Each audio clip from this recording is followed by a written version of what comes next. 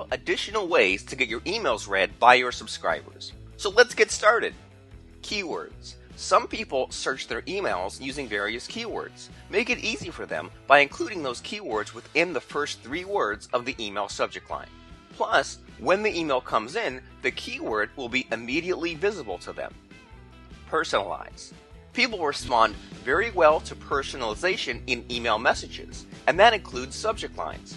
If you can call out their name or name their title, they're going to be more likely to open the email message. No fluff. You have very little space in the email subject line. How long your subject line is will depend greatly on your audience. Test different lengths of subject lines to find out what works well with your audience, but the rule of thumb is 1 to 7 words or less than 130 characters. Name drop. A great place to name drop is in the subject line of an email. If you use a famous person's name or a person who your audience values, then all the better.